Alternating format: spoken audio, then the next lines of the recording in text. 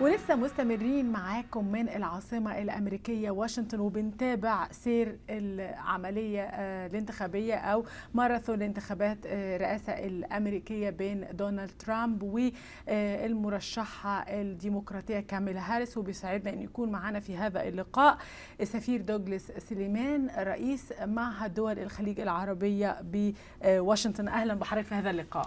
أهلا وسهلا هنا في واشنطن وفي المعهد. في الأول عايزين نتكلم عن رأيك في الانتخابات الرئاسة الأمريكية. مين اللي ممكن يفوز حسب استطلاعات الرأي برأيك؟ This is a very different American election. You have, first of all, what we thought was going to be an election between former President Trump and current President Biden, who pulled out of the race over the summer, and Vice President Kamala Harris became the Democratic Party's nominee. So it's an unusual switch relatively late in the process. It's also unusual because Donald Trump is an unusual candidate. He was a former president, lost the last elections. He's also a convicted felon. There are a lot of people who do not like the way that he approaches issues, but he is at the same time seen by many Americans as a strong leader and someone who represents their views of what the United States should be. So Donald Trump himself is a real contradiction. Kamala Harris is less well known to Americans. She was a prosecutor and the Attorney General of the state of California, and then became a senator from the state of California, but has not really had a strong national political base or national political reputation. So you have an old candidate, Donald Trump, who's very complicated, and you have a new candidate, Kamala Harris, who has had to introduce herself to Americans over the past 3 months. كمتابع للعملية الانتخابية، المواطن الأمريكي هنا حضرتك شايف أولوياته إيه؟ يعني المواطن الأمريكي بيحتاج إيه من رئيس أمريكا القادم؟ I'm sorry, I didn't understand the subtlety of that question. So, what American citizen needs from the future, from the American president in the future? Okay. I think it depends on the American citizen voter. Many people who support former President Trump believe that he can take America back to an era that they remember where the United States was more powerful and more prosperous. Many people think that there will be a cost to that in the progress of American society. Kamala Harris has focused more on specific issues. For example, reproductive rights for women,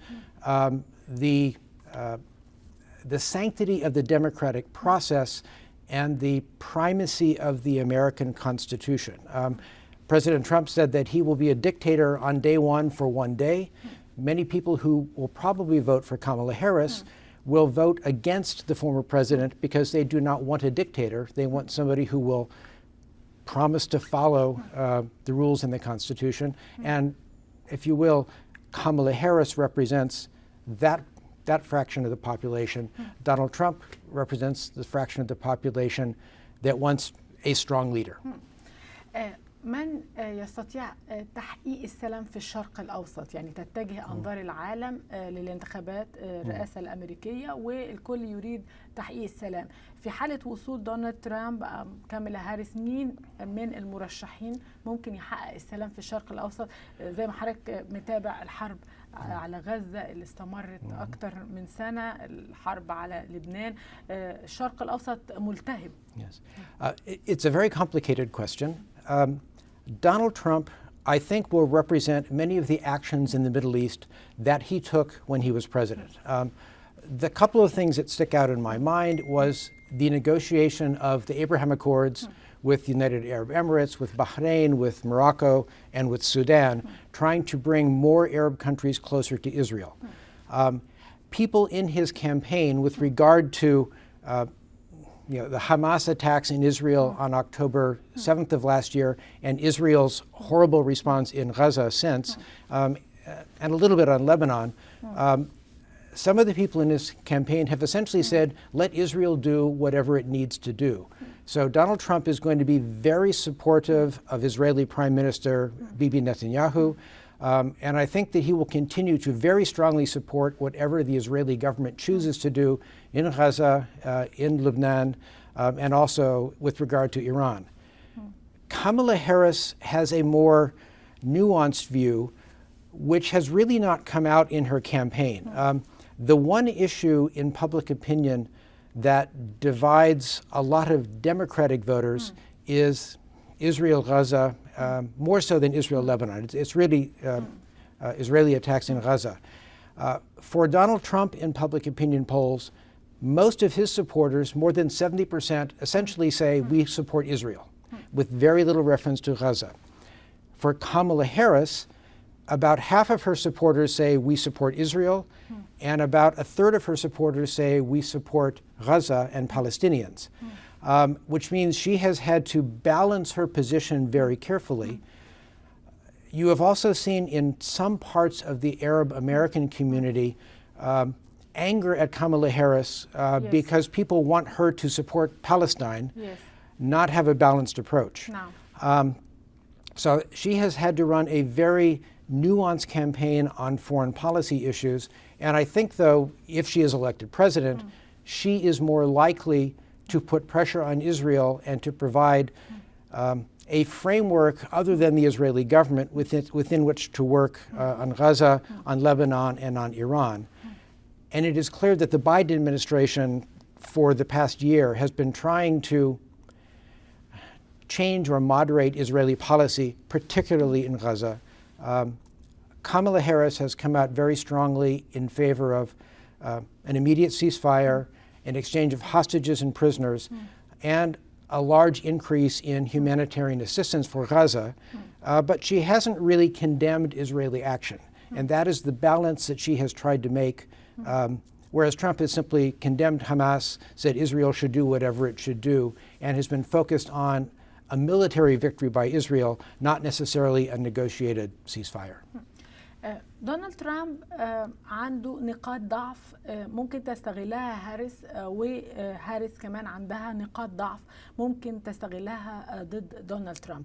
الناخب هنا بيتوجه لمين وخصوصا الناخب العربي المسلمين طبعا متعاطفين مع ما يحدث في الأراضي الفلسطينية شايفين انه الولايات المتحدة الأمريكية كانت في الفترة السابقة في إدارة بايدن اللي كانت جزء منها كاميلا هاريس لم تستطيع إيقاف الحرب في غزة. كيف ترى الوضع يعني لو تشرح لنا النقاط دي بشكل مبسط؟ Again, a very good complicated question, and I don't have a particularly good answer for it. I think that for American voters, the problems of the Middle East are not particularly important, except for a very small portion of the American voting public. Americans are more interested in economic issues, inflation, housing. يعني مهتمين فقط بالمواضيع الداخلية. Well, I mean, and the answer is not only, because there are a couple of populations which are concerned about the Middle East. There are, as I said before, there are Arab Americans who some of them have been in the United States for 4 or 5 generations. They are Palestinian Americans, they are Lebanese Americans. The majority of them are Christian, not Muslim.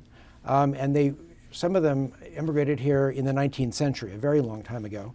Yeah. And the more recent immigrants tend to be a bit more Muslim and from other countries, but this is still a relatively small part of the population. Even Jewish American voters are only about 3 million out of 330 million in the population. So it's a very small portion of the population. And it is only in a few places in the United States where either of these two constituencies vote based on the policies in the Middle East. And both of these populations are split. There are Arab Americans who have been traditionally Republican. Many of them own small businesses, restaurants, stores, shops, or other businesses, and they tend to vote Republican. There are others who are more Democratic because they would like to see Arab Americans better represented in the United States, and they think the Democratic Party is the better path. Still, it's mostly focused on American politics. American Jewish voters are also mixed. You have got conservative American Jewish voters who are very supportive of Israel. You have American Jewish voters who are also would like to see Israel conducting a different policy. And what is interesting in the most recent polling I have seen is that more than 70% of all Americans believe that the two-state solution for Israel and a Palestinian state is the best solution. But most Americans don't really know the details and how that might come about. So I didn't really answer your question other than to say most American voters are going to vote based on domestic issues, not based on foreign policy issues. And a small number of Arab Americans and Jewish Americans may vote for foreign policy issues. نعم. الاستطلاعات الرأي الأخيرة بتقول إنه في التصويت المبكر أظهر إنه كاميلا هاريس أخذت أصوات أكتر بكتير من دونالد ترامب، وده مؤشر إنها ممكن تفوز. وفي الحالة دي كان أعلن ترامب أكتر من مرة إنه هيكون في أعمال عنف. هل ممكن نتوقع في الولايات المتحدة الأمريكية إنه يكون في أعمال عنف لمتظاهرين؟ ممكن يصير شغب في الولايات، خصوصا الولايات كمان المتأرجحة هنا في الولايات المتحدة الأمريكية، ده هيسبب عدم استقرار. حضرتك بتشوف الكلام ده ممكن يتحقق زي ما حصل قبل كده في 2021 لما أنصار دونالد ترامب اقتحموا مبنى الكابيتال؟ I do not think that there's going to be violence in the United States based on the results of the polling for the elections. What I think you are likely to see is that Donald Trump and the Republican Party will claim that there was fraud in the elections, and then they will take many, many legal cases to the courts to try to prove that there was fraud. In 2020, between the elections and the inauguration of President Biden, Donald Trump and his party brought 64 legal cases in various parts of the country claiming widespread fraud. They lost 63 of those cases and negotiated a settlement in the short term that had nothing to do with voting itself, but actually monitoring the vote. There is very unlikely that there will be significant fraud anywhere. And the fraud that was determined in the 2020 vote were individual votes. One vote here, 2 votes there.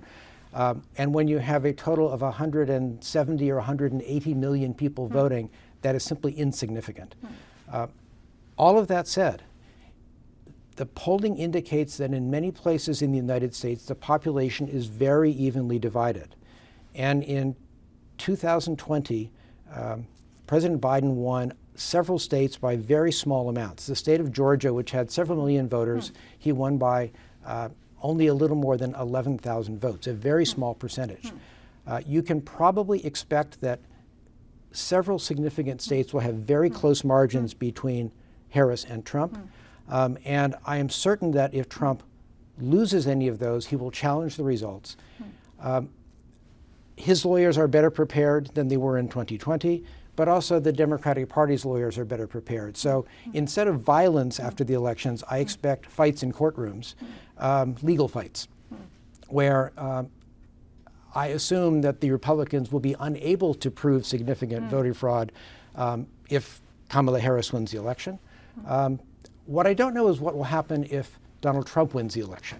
I'm sure there will be some Democratic protest, but I don't think it will be as serious as it is, as Donald Trump's attempt. I will note that even in the past week, Donald Trump has begun to say that he is going to win the election, and if he doesn't, it is because of fraud, which, again, is setting up these legal cases and setting up the politics following the elections to support him again. I don't think many Americans support what happened on the 6th of January in 2021, where Donald Trump sent a group of his supporters who attacked the Capitol and tried to prevent the certification of the vote. So I think that there will be less support for it this time if Donald Trump does not win the elections.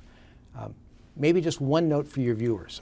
We have a very strange, old, complicated process. It was a compromise in our Constitution from the 18th century, from 250 years ago.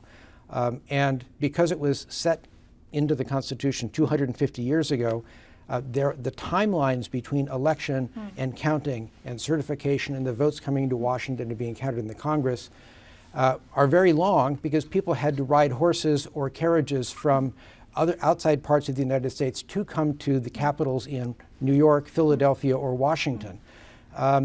And that's why this process takes several months. In most countries, the process is much quicker. In the UK, there are elections, the parliament meets, they elect a new prime minister, and in a week it's done.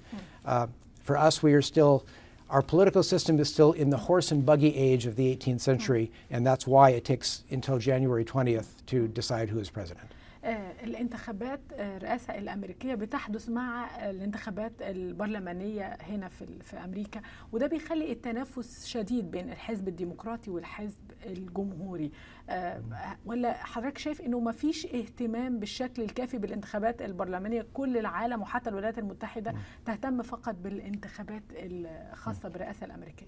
Well, actually, what is important to note for everyone in the world, that when there are elections in a presidential election year, there are elections at all levels. I mean, I have already voted, and I voted for president, I voted for the U.S. Senate, I voted for the U.S. House of Representatives, I voted for the Chamber of Delegates of the state of Virginia, the Senate of the state of Virginia, I voted for my county council, my county school board. So it is everything from the president at the very top of the system to the people who determine the curriculum of your children's schools and who allocate the local tax dollars to parks or schools or infrastructure at the city level. So there are more than 3,000 separate jurisdictions in the United States.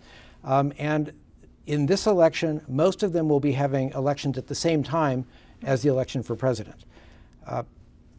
What is probably most important for all Americans, as you mentioned, is the voting for the members of the U.S. Senate and for the U.S. House of Representatives. Those are likely to change in some way. Right now, the Republican Party has a small majority in the U.S. Senate. I should say it's actually tied. And Kamala Harris, as vice president and as president of the Senate, can vote to break a tie when there are 50 Republicans and 50 Democrats. It is likely, I'm told, that the Republicans will have a small majority in the Senate in the new Senate. We simply don't know yet because this is such a close election. In the House of Representatives, there are 435 members. They are elected every 2 years, and they are sent to represent a small portion of the United States, about 500,000 or 600,000 people. So it is likely also that representation will change. The polls suggest that the Democrats will win a small majority in the House of Representatives. The Republicans have a small majority now. So it's a complicated process, and the U.S. Constitution gives the authority to set the process for election to the individual states. The federal government does not run the elections. It provides general guidance for each of the 50 states and the District of Columbia and Puerto Rico and other territories to decide how best to run the elections in their areas. So you have many different systems, and that's why another reason why it is so complicated. لو هنتكلم عن الولايات المتأرجحة السبعة الحاسمة في الانتخابات الخاصة بالرئاسة الأمريكية، هنا الولايات ممكن تلعب دور في فوز أحد المرشحين إزاي؟ The 7 states that most people talk about are ones where the polling between Democrats and Republicans is so close that the pollsters don't know in advance who is likely to win. خاصة ولاية بنسلفانيا، وفي طبعا الكلام كتير على ولاية أيوا. Iowa. So Pennsylvania is an important state and is one that is relatively evenly divided between Republicans and Democrats. President Biden won in 2020. And at this point, no one really knows what the result is going to be. The state of Iowa is actually an interesting state which may or may not have national importance. The state of Iowa is a very conservative state. It is a state that almost always votes Republican. And if I recall the numbers, that in the polling earlier this summer, President Trump had a 20-point lead over Kamala Harris. But in the most recent polling conducted by Iowa University, that is maybe the best in the country, she shows that Kamala Harris has a 3-point lead over Donald Trump. So a 23% change in public opinion in favor of Kamala Harris. That is probably because over the summer, a nearly total ban on abortions went into effect in Iowa, and women in Iowa have begun to decide to vote for Kamala Harris rather than Donald Trump. And I heard in a story this morning that particularly older women, women who were 20 years old when the Supreme Court case that permitted abortion 50 years ago, when it was into place, they were 20 years old, it was important to their life. These women now are going to vote for Kamala Harris in Iowa more than 2 to 1. So more than almost 70% of these women will be voting for Kamala Harris according to polls. That's a significant change. If that is the same thing in other conservative states, if a difference that big would turn Florida in favor of Kamala Harris, would turn Texas in favor of Kamala Harris, and would almost certainly mean that all of the battleground states, the 7 states, would go for Harris, not Trump. So that's why I say I think Iowa is an individual, particular situation, but it may have some national implications. سياسات أمريكا الخارجية هتتغير حسب انتخاب الرئيس الأمريكي القادم، سواء فيما يتعلق بسياسة الولايات المتحدة الأمريكية تجاه إيران، أيضا سياسة الولايات المتحدة الأمريكية تجاه الحرب الروسية الأوكرانية. إزاي هيكون شكل السياسة الخارجية في الفترة اللي جاية؟ I think that there will be significant changes or not changes depending on which president is elected. Kamala Harris will most likely follow most of the policies that President Biden has followed. She will continue arming Ukraine to try to prevent Russia from taking over Ukraine.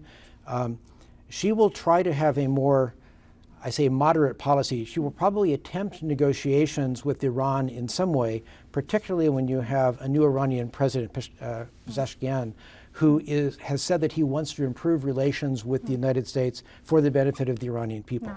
I think that Donald Trump, as a foreign policy president, makes fast decisions and is more reliant on his own judgment than on the experts or the defense officials. And I think Kamala Harris will take foreign policy from the system and try to put her stamp on it. Donald Trump will make foreign policy decisions on his own and then ask the Department of Defense, the Department of State, and others to implement them. As I said, the one that is probably most important for your viewers is Israel, Palestine, Lebanon, and perhaps Iran, where Donald Trump will be far more supportive of this Israeli government. And I believe that Kamala Harris will try to find a way to bring an end to the fighting, but start a political process, which is going to be very difficult. So I again, for Middle East politics, I think that Kamala Harris wants to find a way to bridge the gap between Israelis and Palestinians, and Donald Trump wants to support Israel.